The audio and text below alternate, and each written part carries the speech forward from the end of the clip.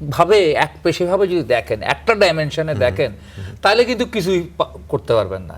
ক্ষমতায় যাওয়ার জন্য বিএনপিকে বেকায়দায় ফেলতে হবে, বিএনপিকে বেকায়দায় ফেলতে ফেলতে ফেলতে ফেলতে একটা পর্যায়ে হচ্ছে কি জামাত ক্ষমতা চলে যাবে। গোলাম পরোয়ার সাহেবের এই যে বক্তব্যটা, এই বক্তব্যটা বলা যায় হচ্ছে রীতিমতো আত্মঘাতী, সুইসাইডাল একটা বক্তব্য। এই দুটি দল এখন সংসদে তারা প্রতিনিধিত্ব করছে এবং সরকারি দল সরকারের মতো করে তারা চালাচ্ছে এবং কথা বলছে।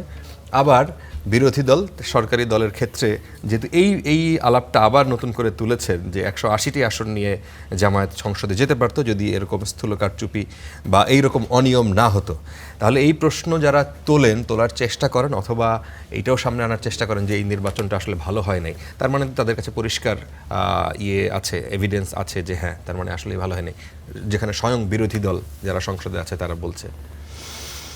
ধন্যবাদ আপনাকে, দূরের এবং কাছের সবাইকে শুভেচ্ছা।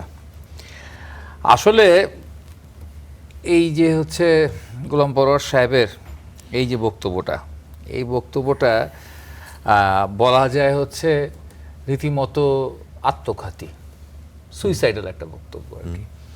এখন যদি আপনি ভাবেন যে হচ্ছে ক্ষমতায় যাওয়ার জন্য বিএনপিকে বেকায়দায় ফেলতে হবে, বিএনপিকে বেকায়দায় ফেলতে ফেলতে ফেলতে ফেলতে একটা পর্যায়ে হচ্ছে কি জামাত ক্ষমতা চলে যাবে, শুধু রাজনীতি যদি একভাবে এক পেশিভাবে যদি দেখেন, একটা ডাইমেনশনে দেখেন, তাহলে কিন্তু কিছুই করতে পারবেন না আর কি।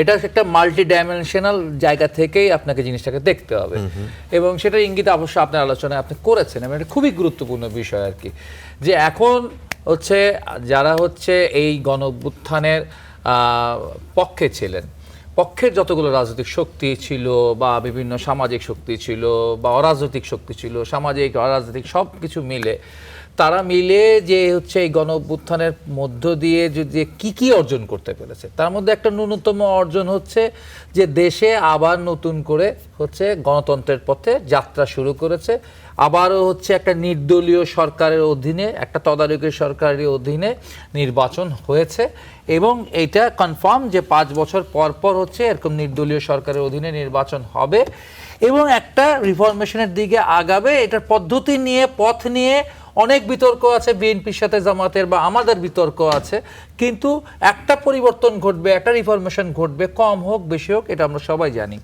পুরোপুরি গ্রহণযোগ্য না হলেও ন্যূনতম যদি হিসাব করে একটা ন্যূনতম গ্রহণযোগ্য নির্বাচন আমরা পেয়েছি।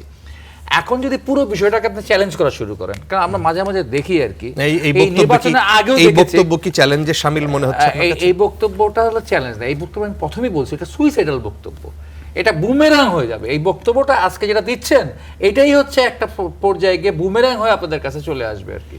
তারপর তখন আপনাকে মানে কম্পেয়ার, এখন 2008-এর সাথে কম্পেয়ার করতে হবে না, তখন আপনাকে কম্পারিজনে ফালাই দেওয়া হবে হচ্ছে গিয়ে 2014-এর সাথে, 2018-র সাথে, 2024-এর সাথে, তখন আপনাকে হচ্ছে গিয়ে জেনারেলাইজ করে ফেলানো হবে।